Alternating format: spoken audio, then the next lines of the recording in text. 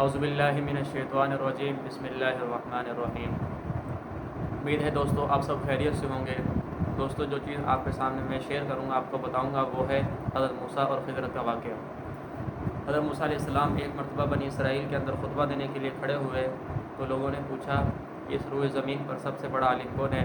حضرت موسیٰ علیہ السلام نے فرمایا کہ میں۔ ان کی بات بھی ٹھیک تھی، کیونکہ جو وقت کا نبی ہوتا ہے وہ سب سے بڑا عالم ہوتا ہے۔ تو اللہ تعالیٰ کو یہ بات پسند نہیں آئی اور فرمایا کہ ہمارا ایک بندہ ہے مجمع البحرین پہ جو رہتا ہے وہ تم سے بھی زیادہ علم والا ہے۔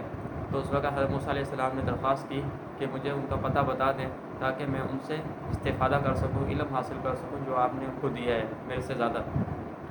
تو اللہ تعالیٰ نے فرمایا کہ آپ اپنے ساتھ ایک مچھلی لے لیں جو تھیلے میں رکھ لیں اور مجمع البحرین کی طرف سفر کریں، جہاں وہ مچھلی گم ہو جائے وہاں ہمارا وہ بندہ تمہیں ملے گا۔ تو حضرت موسیٰ اور ان کا جو خادم تھا یوشع بن نون، یہ چلے مجمع البحرین کی طرف اور مچھلی کو رکھ لیا تھیلے کے اندر۔ تو دوران سفر ایک پتھر پر سر رکھ کر لیٹ گئے اور مچھلی اچانک حرکت کے اندر آئی اور تھیلے سے نکل کر دریا میں چلی گئی۔ جب حضرت موسیٰ علیہ السلام بیدار ہوئے تو جو ان کا خادم تھا انہیں یہ پورا واقعہ بتانا بھول گیا اور دوبارہ سفر کے اندر مشغول ہو گئے۔ مسلسل ایک دن اور ایک رات سفر کیا۔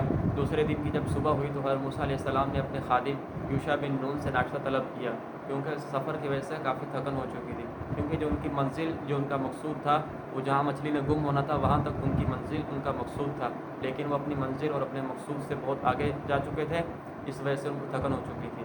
جب انہوں نے کھانا طلب کیا، ناشتہ طلب کیا، تو پھر ان کو وہ پورا واقعہ یاد آیا اور معذرت کی کہ مجھے شیطان نے بھلا دیا ہے اور میں آپ کو واقعہ بتانا پورا بھول گیا۔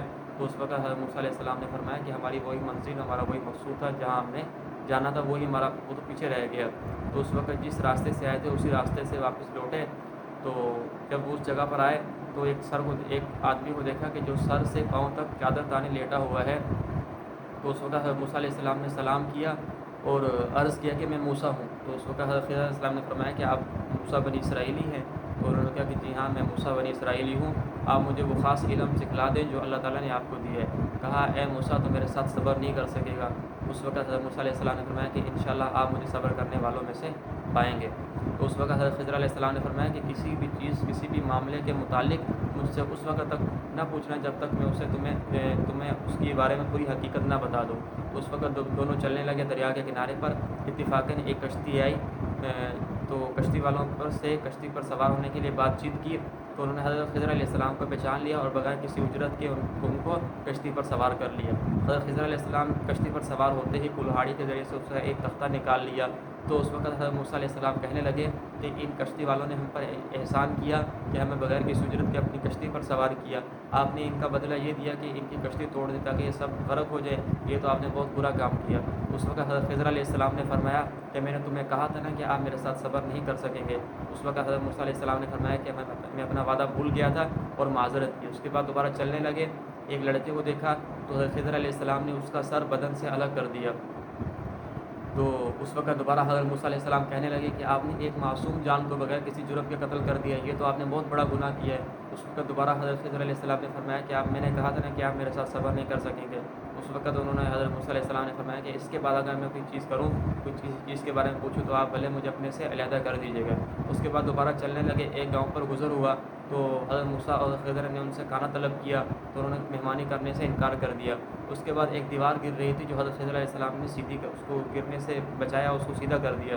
اس وقت حضرت موسیٰ علیہ السلام کہنے لگے کہ ان گاؤں والوں نے ہماری مہمانی کرنے سے انکار کر دیا اور آپ نے ان کی دیوار سیدھی کر دی، اتنا بڑا کام کر دیا، اگر آپ چاہتے تو آپ ان سے معاوضہ لیتے، اجرت لیتے۔ اس وقت حضرت خضر علیہ السلام نے فرمایا کہ ھذا فراق بینی و بینک، اب تیرے اور میرے بیچ جدائی ہے۔ اس وقت تینوں جو کام کیے تھے ان کی حقیقت بتائی۔ پہلا جو کشتی والا کام کیا تھا وہ کیا تھا کہ دریا کی دوسری جانب ایک ظالم بادشاہ رہتا تھا جو ہر اچھی کشتی کو لے لیتا تھا، اس کا تختہ نکال دیا، اس کو عیبدار کر دیا تاکہ وہ بادشاہ اسے نہ لے۔